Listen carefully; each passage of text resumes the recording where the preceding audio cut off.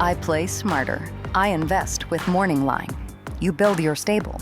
When they race, you earn. Buy, sell, trade, anytime. Morning Line. Own the game.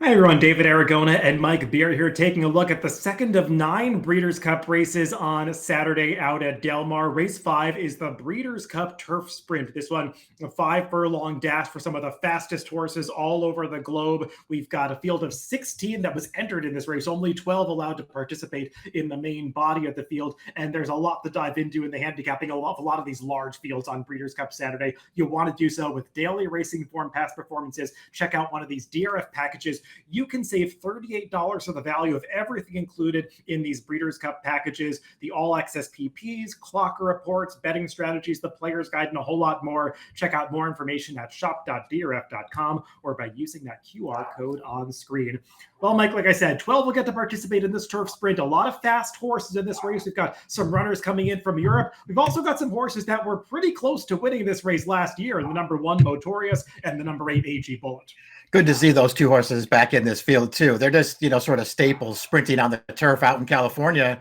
Both of them really, really good, different running styles, David, but they're both really good. They've been good for a long time. And Motorius, a horse who likes to launch from pretty far back in the pack. And we could take a look at the Timeform US pace projector for this race to see where he might be placed and some others in the field. No surprise to see Motorius towards the left of the screen. There are some chicklets that are missing here. We don't have pace data for the horses that have only raced in Europe. But Mike, among the US-based runners, we know that Bring the Band Home has a lot of early speed. We know that She's So Spicy has a lot of early speed. I think Bear River would be thrilled to be forward. Don't know if he's going to be fast enough to stay with those two that are shown on the front end. Yeah, there are a few horses that have speed in this race. The pace is a little tougher to decipher because some of those European horses that don't show up on the pace projector, they're horses who have shown some speed sprinting on the turf, so they could be involved early in here. But it does seem like, as far as the horse that the pace projector does have on the lead, Bring the Band Home, he's kind of got one way to go here. I think they got to put him on the front.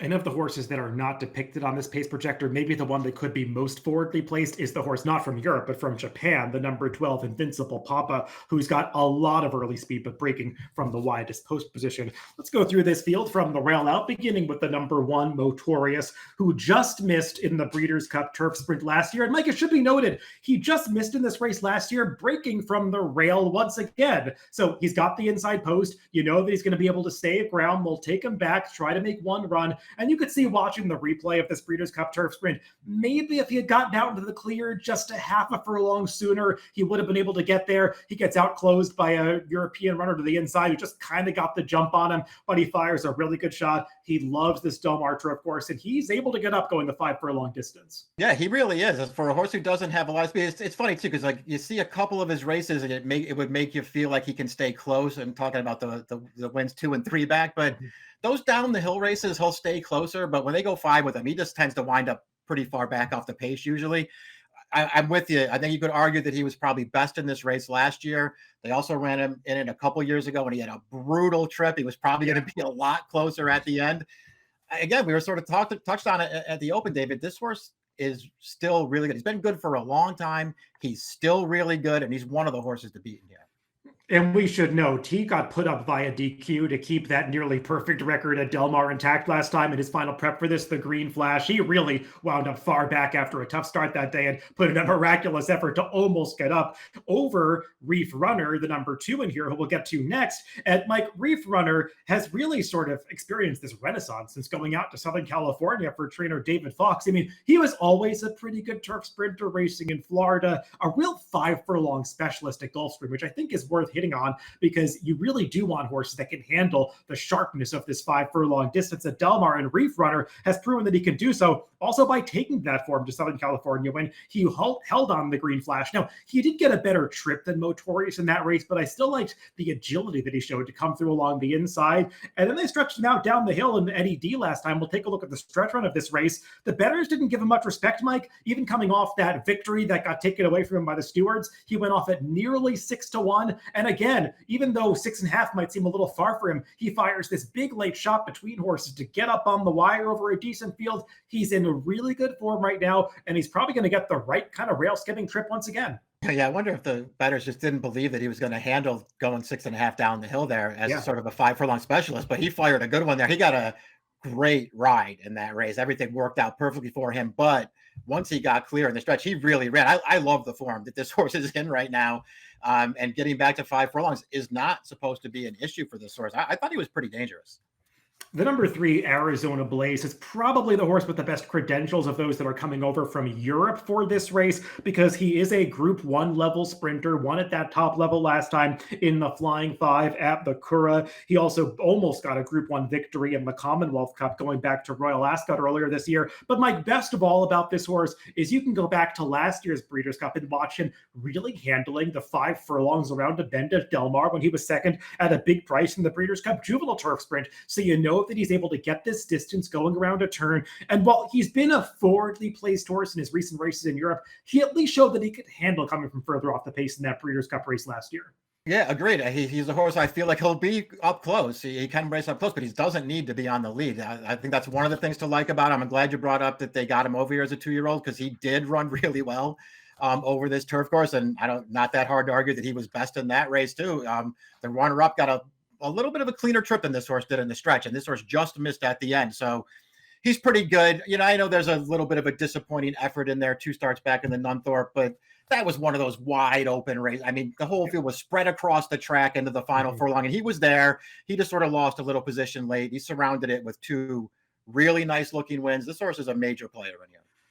The number 4, Kadem, is another European-based runner, though he's got plenty of experience in North America. His last 2 races have actually come stateside, when he was third in that Kentucky Downs Turf Sprint 2-back, and then last time when he got the victory at Keeneland in the Woodford. We'll take a look at the stretch run of this race, and Mike, you just have to appreciate this 9-year-old horse who's still in a really good form. He's a Group 1 winning sprinter in Europe. He's now won at the Grade 2 level in the U.S. going around a bend, so he's really versatile. He's held his form for a long time, and he's got a big finish on him. You could see in this race, he got a great ride, staying in on the turn, then ankling out when he just needed to in the stretch to make the last move to run this field down. I do think that this is a much, much tougher field than the one that he beat in the Woodford last time, but he's a horse that can certainly pick up some pieces here. Yeah, he'll be running at the end of this race. I don't think, he's the best closer in the race, but we'll see if he can work out the right trip in here. He did run really well last time. As you point out, I kind of agree with you, against a weaker bunch than this one. But, I'm not going to sit here and knock this horse. He's a 9-year-old. He's a multiple Group 1 winner sprinting on turf overseas, and he ran really well last time. The number 5, Bring the Band Home, over the summer at Saratoga, looked like he was coming into the sort of form that could make him a major player in a race like this Breeders' Cup Turf Sprint. Hadn't really panned out since then, Mike, because they gave him a little bit of a freshening before that final prep at Woodbine, and it was just a disaster. I mean, he went off at 3-5. He had to work harder than you would have expected to get to the front end, never looked comfortable, and he faded very badly to finish last of 7 in that race. Now, if he gets back to the 105 or 109 buyers that he earned at Saratoga, he's going to be tough in here. But Mike, I'm remembering back to when I handicapped those races at Saratoga this summer, and he looked like the lone speed in both of those races. He played out as the lone speed on the racetrack, and it allowed him to run career best efforts. He's not the lone speed in this race. Yeah, exactly. And I think that's one of the issues I had with him too, is that, I mean, even when he ran those 2 fast races at Saratoga, I was never really buying into him, David, as him being as good as those races made him look. And obviously he did not run well last time, but even as some of his prior races, they're fine, but they're not the kind of races that are going to make you think he's going to win the Breeders' Cup Turf Sprint. I'm not betting him in this race. The number 6, Governor Sam, well, he was second in the Breeders' Cup Juvenile Turf Sprint last year. I should say third behind the second place finisher, Arizona Blaze, who we already talked about. And Governor Sam ran really well in that Juvenile Turf Sprint back in 2024, setting a fast pace that came apart at the end. Since then, Mike, his 3-year-old season has been a little bit disappointing. He's been short prices a lot of times. He's only got 1 victory in 6 starts. He was in that blanket finish in the Woodford last time, and you could argue that maybe he ran a little better than Kadem because he was close to a pace that came apart at the end. I still don't love that race, and I still wanted to see more progression from this horse as a 3-year-old. I think I'm going to have to agree with that. I really liked him as a 2-year-old, and I just don't think that he's improved enough as a 3-year-old this year to make me want to bet him back in this race. I mean, I appreciate the fact that they've sort of changed up his running style a little bit. They've at least given him the opportunity to rate, and he's done that effectively. Like, he'll sit behind horses now where I felt like he wouldn't do that as a 2-year-old. But it still just hasn't been good enough for whatever reason. He's run fine. It just hasn't been good enough. And I don't like that loss last time, although your point's well taken that maybe he did run the best race. You know the thrill of picking a winner. But instead of just running to the window for a quick payout, I play smarter. I invest with Morning Line. Morning Line is a more sophisticated way to use your skill and bankroll without putting it all at risk. Build your stable. When they race, you earn. Buy, sell, trade, anytime. Keep the action rolling without burning your bankroll. This is playing the ponies, elevated like a boss. Morning Line. Own the game.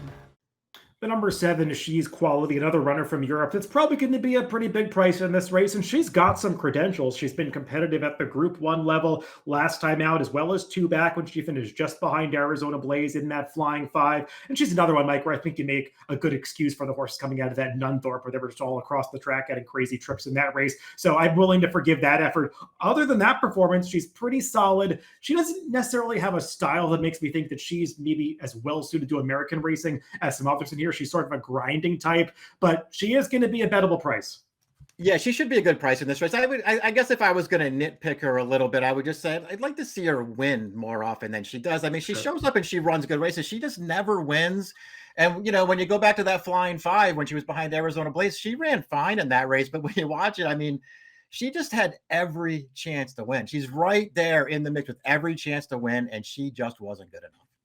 The horse who does win is the number 8 AG Bullet, who's taken down over half of her 15 starts, and she wins going a variety of distances using a variety of running styles. She is a versatile horse, and you really have to respect that about her. She's also a horse who's been in really good form this year. She won, I should say, the Grade 1 Jaipur, beating the males over the summer at Saratoga, followed it up with a pretty easy victory at Kentucky Downs against her own sex last time. But Mike, you go back to last year's Breeders' Cup Turf Sprint, we showed the replay earlier. She got there in the late stages. She made that move to stick her head in front with about a 16th of a mile to go and just got swarmed by the closers at the end. But she showed that she could close from a little further off the pace that day. Yeah, she ran really well in that race. That race gives you the confidence that she's fine going 5 furlongs, even though they've mostly concentrated on going a little bit longer with her. But she was fine going the 5. I feel like, and then of course you have the Churchill race going 5.5, where she just had a brutal trip 3 starts back.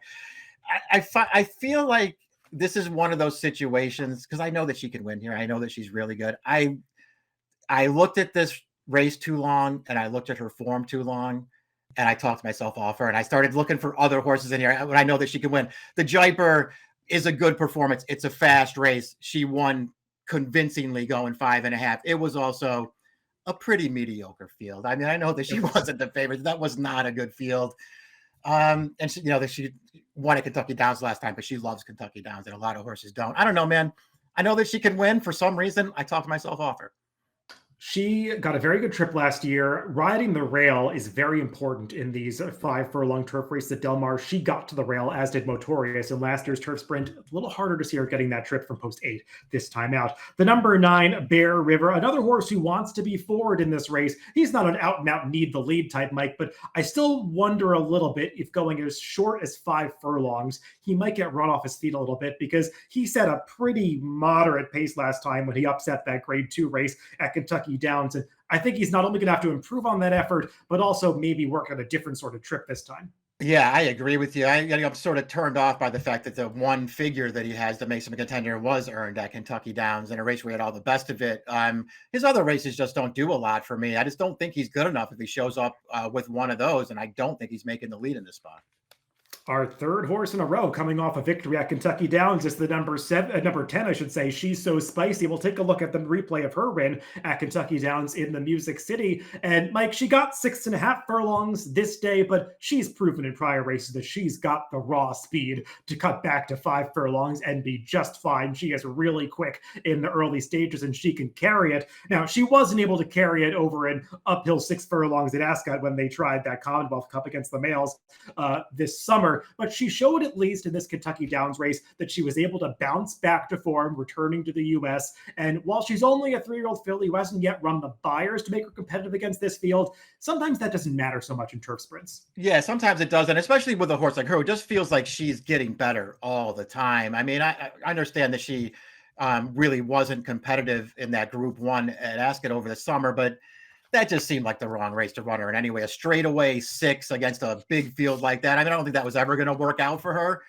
Her races stateside, sprinted on the grass, they're all good. And as fast as she is, she's handy, man. She does not need to be on the lead to be effective. She showed that when she won that race at Churchill Downs, the Grade 3 over the summer. I was really taken with that performance where she just sat off another horse and blasted them through the stretch. I think she's coming into her own right now. I'll be interested to see what kind of price she is, because I don't think I'd want to go too short on her, but I think she can go with these horses. The number 11, Bucanero Fuerte, is another horse coming in from Europe here. Same connections as the number 3, Arizona Blaze. And we should mention the jockey, David Egan, did choose Arizona Blaze over Bucanero Fuerte. Makes sense. Looks like the more attractive option based on the form coming in here. And Bucanero Fuerte was beaten by Arizona Blaze in his most recent start, but would not disgrace finishing 3rd in that Group 1 Flying 5 over the straight 5 furlongs. Mike, I don't know if you turned this up when you were doing your research around this race or this horse. He actually went to stud earlier this year and proved infertile. They brought him back to racing, and it seems like he's come back to racing better than ever. He's won 2 out of 3, got the Group 1 placing. He still could have a tough trip coming to him from this outside post. Yeah, and I just didn't see his excuse in the Flying 5 last time. I think the other interesting thing, aside from him going to stud and then having to be, returned to racing, is that in that Flying 5 last time, he was actually a shorter price than Arizona Blaze was. But Arizona Blaze ran the better race that day. Not that this horse ran poorly, because I thought he ran fine in that race. I tried to stay positive on him, David, because he really was cut out to be a nice horse. I mean, he was a really good 2-year-old. He sort of lost his form as a 3-year-old, and I guess that's why they retired him. But since he's come back this year, he's run 3 really nice races. And rounding out the field on the outside is the number 12, Invincible Papa, an Australian-bred horse who has raced exclusively in Japan so far. It actually started out his career racing on the dirt, despite a turf pedigree. They switched him over to the turf in his last couple of starts. He's got a win on a 4th-place finish, both going 6 furlongs around to Bend over in Japan. Mike, when you watch this horse's races, he is a pure speedball, a front runner who breaks really well. He's going to be a pace player in this race as long as he can handle the break from an American starting gate. I do wonder a little bit about his quality against a field like this. I wasn't sure he was good enough. I wasn't sure that his running style is going to necessarily work for him in here as he breaks from the far outside post. So I'm just going to have to, put him on a send here and see how far he can take this field. Listen, it's one of those races where I wanted to try to stay open to just about everybody, David, because again, trips are really important. If he can clear, I guess he could be dangerous in here, but I ultimately didn't get there. Well, everybody, before we get to picks for this Breeders' Cup Turf Sprint, we want to let you in on a little secret. Morning Line is a private SEC-regulated marketplace where approved participants can trade licensed interest in racing's biggest stars like Torpedo Anna and Derby hopeful Blackout Time. Be part of the championship bloodline. Visit morningline.io. Buy, sell, trade, own the game. Let's go to our picks for this Breeders' Cup Turf Sprint. And Mike, when I was going through this race, I watched some prior turf sprints at Del Mar and saw how they were run. And it's just kind of this parade of horses that rode the rail and were successful. That was certainly the case back in 2024. And I just kind of thought about that and looked at who was going to get the right trip in this race. And I just landed on a Reef Runner who is going to be able to get over to the inside, probably sit in mid-pack, get a very similar trip to the one that he did when he was successful in that Green Flash. He's a 5 furlong specialist, and he's probably not going to be the favorite.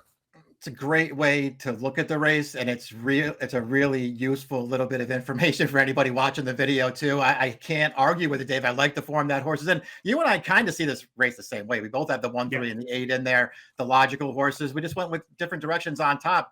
Again, I'm just, she's so spicy. Post 10's no bargain. I like her overall form. I like her running style. I'm just going to hope, listen, she's not going to be able to get to the inside, but she's going to be able to sit up close in here, and we'll see if she's quick enough to take over at the top of the stretch and keep going. 2-1-3-8 for me and 10-3-1-8 for Mike in race 5 on Breeders' Cup Saturday, the Turf Sprint. Good luck if you're playing the races this Breeders' Cup weekend.